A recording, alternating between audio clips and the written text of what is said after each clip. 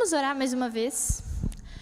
Pai querido, que nós possamos, em primeiro lugar, sempre buscar o Teu reino, buscar a Tua justiça. Deus, buscar Você, Jesus. Por isso, nós queremos Te colocar agora esse momento de palavra, Pai, que os nossos ouvidos e os nossos corações possam estar abertos para aquilo que o Senhor quer nos dizer. Em nome de Jesus. Amém. Eu queria começar fazendo uma pergunta. Vocês já pensaram ou, assim, imaginaram quando Jesus vai voltar? Levantem a mão se você algum dia já pensou sobre isso. Provavelmente sim, né? E ainda mais agora, né? A gente teve enchente, muita enchente em Santa Catarina. Nós tivemos muitas guerras também, né? Palestina, Ucrânia. E sempre que acontecem essas coisas, começa a rolar lá no grupo do WhatsApp, aquela tia que manda aquele vídeo dizendo: Jesus está voltando, olha só, está acontecendo muita coisa, né? E se você cresceu na igreja como eu, provavelmente você aprendeu algo que se chama plano de salvação. E no Ministério Infantil tem o plano de salvação até com cores, né? Toda uma preparação bem legal. Mas o que é o plano de salvação? Conta, em linhas gerais, toda a história de Deus com a humanidade. Então Deus, Ele cria um mundo perfeito, cria nós, humanidade, e tudo era, nossa, sensacional. Havia harmonia, havia paz, tudo era muito bom, a Bíblia diz. Porém, nós, seres humanos, nós pecamos, nós caímos e a gente vê a queda, a entrada do pecado na nossa vida. E aí, tudo que estava em harmonia com Deus, não tem mais, né? A linha que estava reta começa a ficar toda torta por conta do pecado, né? É isso que a queda ela faz. Porém, Deus, Ele não deixa as coisas ficarem assim, a humanidade ficar na queda, e Ele manda o Seu Filho, Jesus Cristo, que morre numa cruz, para que eu e você, a gente pudesse ter perdão dos pecados, para que a gente pudesse ser justificado e a gente pudesse ter a vida eterna. E aí, agora a gente está bem nessa parte. Cristo veio, morreu, ressuscitou, a gente agora está aqui esperando Ele voltar. E aí, será que Ele vem? A Bíblia deixa bem claro para a gente que sim, Ele vai vir.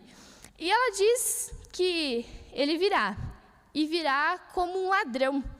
Quem já foi assaltado aqui? Levanta a mão. Nossa, bastante gente. Então, provavelmente, se você já foi assaltado, você sabe que é uma experiência que provavelmente, em 90% dos casos, você não estava esperando ser assaltado, certo? Certo. Pegou na hora que você menos esperava. E a Bíblia ela usa exatamente essa comparação, de que Jesus vai voltar como um ladrão, na hora que vocês menos esperam. E eu queria ler um texto bíblico, se você quiser abrir comigo, é o texto de Mateus 25, 1 a 25. Jesus, quando ele estava no ministério dele, ele contou várias parábolas, muitas. E parábolas ele usava para comparar as coisas. E ele comparou uma vez com essa parábola a sua volta. E eu queria ler com você. Mateus 25, 1 a 25. O reino dos céus será, pois, semelhante a 10 virgens, que pegaram suas candeias. Candeias era como se fosse uma lamparina, e saíram para encontrar-se com o noivo. 5 delas eram insensatas, e 5 eram prudentes. As insensatas pegaram suas candeias, mas não levaram óleo. As prudentes, porém, levaram óleo em vasilhas, junto com suas candeias. O noivo demorou a chegar, e todas ficaram com sono e adormeceram. À meia-noite ouviu-se um grito: o noivo se aproxima, saiam para encontrá-lo. Então todas as virgens acordaram e prepararam suas candeias. As insensatas disseram às prudentes: dê-nos um pouco do seu óleo, pois as nossas candeias estão se apagando. Elas responderam: não, pois pode ser que não haja o suficiente para nós e para vocês. Vão comprar óleo para vocês. E saindo elas para comprar o óleo, chegou o noivo. As virgens que estavam preparadas entraram com ele para o banquete nupcial, e a porta foi fechada. Mais tarde vieram também as outras e disseram: Senhor, Senhor, abra a porta. Mas ele respondeu: a verdade é que não as conheço. Portanto, vigiem, porque vocês não sabem nem o dia e nem a hora. Em nenhuma passagem da Bíblia fica claro o dia que o Senhor vai vir. Não deixa nada claro. E essa parábola, ela se encontra somente no Evangelho de Mateus, onde Jesus estava em Jerusalém com seus discípulos. E no capítulo anterior, o capítulo 24, se você quiser ler, ali Jesus tem toda uma conversa com os discípulos sobre a sua vinda. E ele vai dizer: vai vir como um ladrão, e serão dias difíceis. É a única coisa que Jesus diz.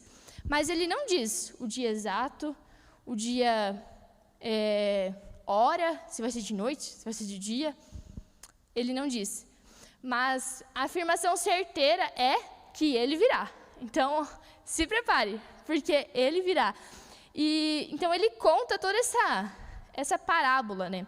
E os banquetes, né, os casamentos naquela época, eles aconteciam somente à noite, porque no Oriente era muito calor, era muito quente, não tinha como fazer casamento durante o dia. Você imagina um casamento durante o dia? Não dava, por isso era feito à noite.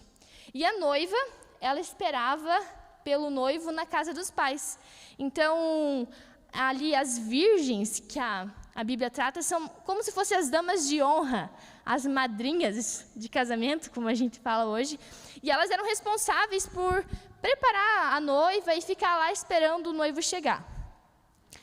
Então, como a parábola afirma, as 10 virgens, essas 10 moças, elas precisavam estar com as candeias, com as suas lamparinas prontas para iluminar quando o noivo chegasse.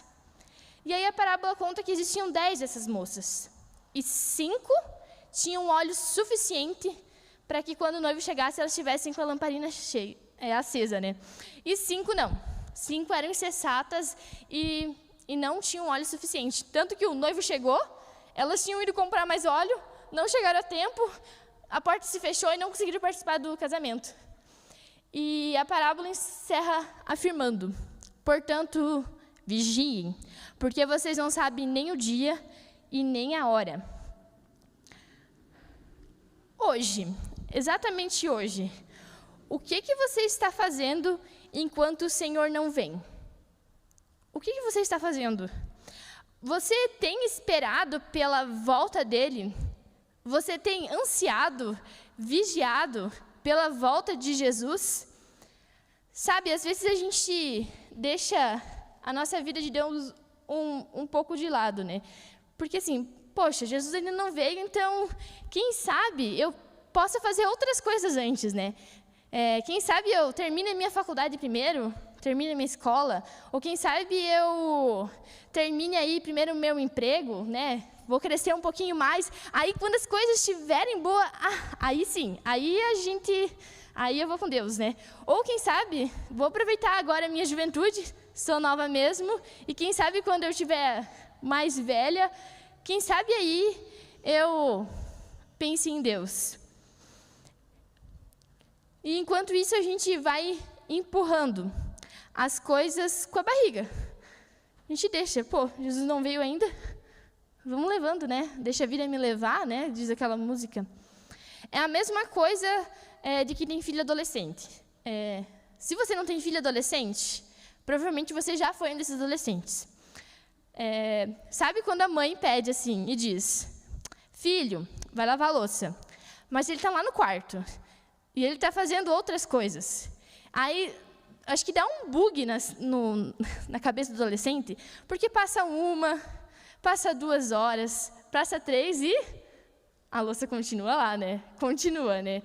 Eu não sei, né? Eles vão deixando para depois, né? Porque, deixa eu terminar de ver os vídeos do TikTok, né? Porque você começa e não consegue parar. Ou deixa eu terminar de jogar essa partida aqui de jogo. Quem sabe, depois disso, aí sim eu vou lá lavar a louça. O problema é que não é a louça, mas é a nossa vida espiritual com Deus, que a gente vai fazendo a mesma coisa que esse adolescente. Calma lá, Deus, depois, deixa eu terminar de fazer essa coisinha aqui. Deus, espera um pouco. E passa um dia, passa 2 dias, passa anos, e a vida com Deus fica lá atrás. O estar preparado como essas 5 virgens prudentes, as sensatas, as que tinham óleo, não tem a ver com estar preparado com obras, né, o somente fazer, mas tem a ver em viver uma vida de arrependimento diário com Cristo. É isso que tem a ver o estar preparado, o estar vigiando. E se Cristo voltar, e você voltar agora, nesse exato momento, e você não estiver vivendo um processo de arrependimento com Ele, uma vida com Ele, você sabe o que vai acontecer? Cara, existe uma coisa que a gente sempre diz, né? Nossa, Deus é amor, Deus é misericordioso. E Ele realmente é. Ele é amor, Ele é misericordioso, Ele é tudo isso.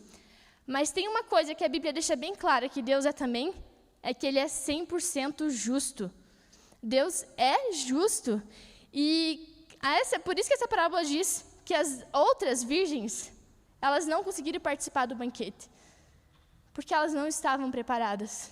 Porque o nosso Deus, Ele também é um Deus justo, um Deus totalmente justo. Por isso, não deixe para depois, viva agora. Jesus, Ele disse, arrependam-se, porque o reino de Deus está próximo. Mas esse arrependam-se não é arrependam-se depois, é arrependam-se agora, arrependam-se nesse exato momento. Porque o reino de Deus está próximo. Apocalipse 3:20 vai dizer, eis que estou à porta e bato. E se alguém ouvir a minha voz e abrir a porta, eu entrarei e cearei com ele e ele comigo. Nossa, Jesus está à porta, Ele está aqui agora. Mas a gente precisa dar esse primeiro passo de se arrepender. Quanto tempo você vai demorar para abrir essa porta para Deus? E se você já abriu essa porta, o que você faz agora? Você só espera? Sim, você espera no Senhor, você espera Ele voltar, mas Cristo, quando Ele sobe aos céus, Ele deixa uma outra tarefa para aqueles que vivem com Ele, que é a tarefa de anunciar Cristo. Ele deixa uma missão para os seus discípulos, uma missão que é dele, é de Deus, mas Ele nos usa como instrumento para anunciar a sua verdade, para anunciar Jesus para as outras pessoas. Mas muitas vezes a gente delega essa tarefa de anunciar para as outras pessoas. A gente diz, deixa que quem está lá na África fale de Jesus. Deixa quem está lá no Quirguistão, como a Rebeca, deixa que ela fale de Jesus. Deixe que as pessoas que trabalham aqui na igreja falem de Jesus. Eu não. Mas eu queria te dizer que a responsabilidade de falar de Jesus, de anunciar o Evangelho, é uma responsabilidade que também é sua. Não é uma responsabilidade só de quem está fora ou quem ganha pago para isso, mas é uma responsabilidade que Deus, Ele dá para cada um de nós.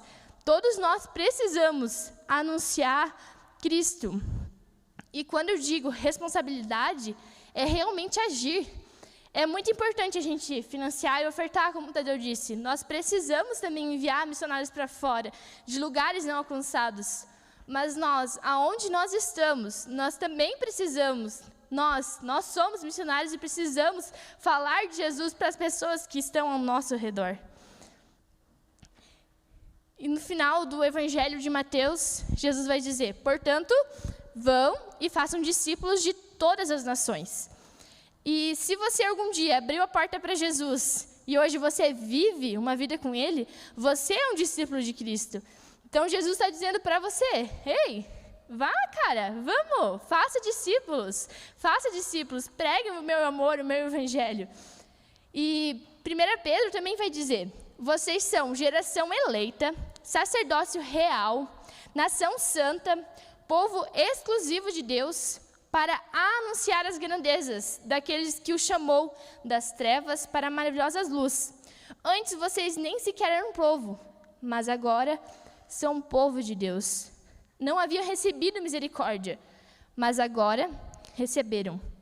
Esse texto ele diz que nós somos geração eleita, que a gente é sacerdote e povo exclusivo de Deus. Olha que privilégio. Nós somos aqui, como igreja, como corpo, povo exclusivo de Deus. E nós somos sacerdote. Eu não sei se você já ouviu essa palavra, é uma palavra talvez um pouco arcaica, não sei. Mas no Antigo Testamento, o sacerdote, ele era aquele responsável, era somente ele que entrava no Santo dos Santos, na presença de Deus. Mas quando Jesus morre na cruz, o véu se rasga e todo mundo vira sacerdote, porque agora todo mundo pode entrar na presença de Deus. E uau, cara, que privilégio a gente poder ter o direito de estar na presença de Deus. Mas então, será que é isso? Só benefício, né? A gente, povo exclusivo de Deus, a gente é sacerdote. Sim, a gente é tudo isso. Mas aqui 1 Pedro vai dizer, nós somos tudo isso, mas para anunciar as grandezas daquele que os chamou para as trevas, para a sua maravilhosa luz. Quando a gente tem acesso à graça de Cristo, essa graça que, como a gente orou aqui, que perdoa os pecados, que nos limpa, que nos purifica, não tem como a gente ficar indiferente a ela. Não tem. A gente precisa sair da nossa zona de conforto e anunciar. É isso que a gente precisa fazer enquanto Cristo não vem. Até lá, até que Jesus venha, cabe a nós, como igreja, como discípulos de Cristo, anunciar a vinda dele. E eu quero te perguntar, as pessoas que estão ao teu redor, tua família, teus amigos, as pessoas com quem você trabalha, teus vizinhos, eles sabem que você vive uma vida com Jesus? Você alguma vez já falou da vida que você tem com Jesus para eles? Ou você já anunciou a grandeza dele? Eu queria dizer que essa responsabilidade, ela é sua. Jesus te dá essa responsabilidade quando você se torna discípulo dele, de ser um instrumento para levar o evangelho. E a parábola das virgens, ela termina falando de um banquete final. Uau! Todo casamento, toda festa tem comida. E comida muito boa, né? É muito bom. E esse banquete aqui na parábola é realmente o banquete, o reino de Deus. É a eternidade. E Apocalipse vai dizer uma coisa muito legal sobre a eternidade. Sobre quando Cristo voltar. Ele enxugará dos seus olhos toda lágrima. Não haverá mais morte, nem tristeza, nem choro, nem dor, pois a antiga ordem já passou. Aquele que estava sentado no trono disse, eu estou fazendo todas as coisas novas. E acrescentou, escreva isto, pois essas palavras são verdadeiras e dignas de confiança. Esse é o banquete final de Deus. Um lugar sem dor, um lugar sem tristeza, sem amargura, um lugar perfeito, sem choro. Cara, você já imaginou isso? Dizem que o mal do século é o câncer, né? Mas você já imaginou um lugar onde não tem câncer, onde não tem doenças? Essa sim, essa vai ser a eternidade que nos é prometida quando nós aceitamos uma vida com Cristo. Porque o nosso alvo não é aqui. As coisas daqui, elas passam muito rápido. Talvez quem é mais velho que eu possa dizer, né? Nossa, como o tempo passa rápido, né? E passa muito rápido mesmo. Mas nós temos uma boa notícia. É que Jesus está fazendo novas todas as coisas. E todas, talvez, as tuas angústias, as tuas preocupações, as tuas inseguranças, a tua saúde, as tuas dores, no céu a gente tem uma nova esperança de que não haverá mais nada disso. Não haverá mais nada disso. No Sermão do Monte, Jesus vai dizer aquilo que a gente cantou na música anterior. Busquem em primeiro lugar o reino de Deus e a sua justiça. E todas as outras coisas vão ser acrescentadas. Nós falamos anteriormente, o Jackson pregou sobre dinheiro, sobre bens, sobre riquezas. E é exatamente isso, nós não precisamos buscar por essas coisas. Jesus está aqui nos trazendo para o centro, para o norte da nossa vida. Ei, busquem em primeiro lugar o reino de Deus. Não status, não coisas, não busquem nada que vai te vangloriar, mas busquem o reino de Deus, busquem Ele em primeiro lugar. E a nossa busca precisa ser constantemente, sempre, por Jesus. Essa precisa ser a nossa busca. Mas enquanto Jesus não vem, nós podemos viver aqui e agora um gostinho do reino de Deus. É como aqueles jantares em famílias, né? Você tem um banquete top, um banquete assim, ó, caprichado, preparado ali, churrasquinho, uma costela, muito bom. Mas o que tem antes sempre? Tem aquele pão de alho, tem aquela linguicinha, aquelas coisas que são bem gostosas, né? O que a gente vive hoje e agora são os aperitivos que a gente vai comendo antes. É isso que a gente está vivendo agora.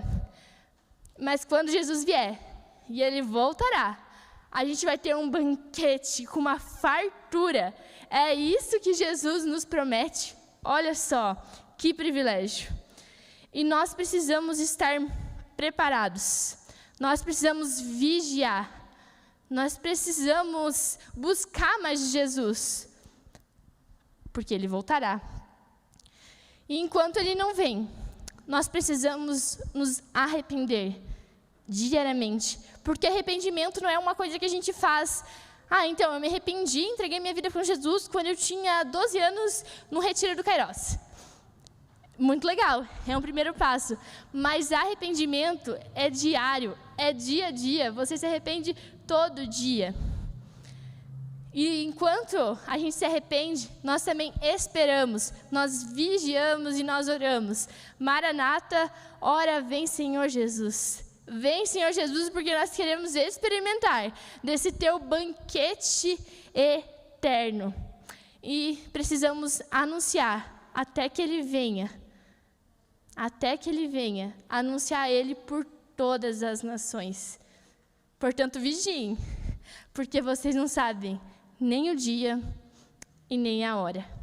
Feche seus olhos, a gente quer orar. Pai querido, obrigada por essa Tua palavra que nos diz, vigie, Pai. Vigie porque nós não sabemos o dia, nós não sabemos a hora, mas nós sabemos que Tu virás, Senhor. E quando Tu vir, vai ser uma grande festa, um grande banquete, Pai. Por isso, nos perdoa quando nós buscamos tantas outras coisas, Deus. Buscamos todas as coisas que não são da Tua vontade. Deus, nos ajude a cada dia mais buscar o Teu reino, a Tua vontade, Deus, em primeiro lugar. Nós nos arrependemos, nós queremos, Deus, nos lançar aos Teus pés. E enquanto Tu não vem, Deus, nós queremos dizer, Maranata, ora vem, Senhor Jesus. E vem, Senhor, nós Te esperamos e ansiamos, Deus, pela Tua volta. Por isso, nos ajude, Deus, na nossa trajetória, a anunciar o Teu Evangelho, a falar de Jesus para alguma pessoa, para nossa família, Deus, para os nossos vizinhos, nossos colegas de trabalho, Deus. Por isso, usa-nos, Deus, como instrumento da Tua missão. Em nome de Jesus. Amém.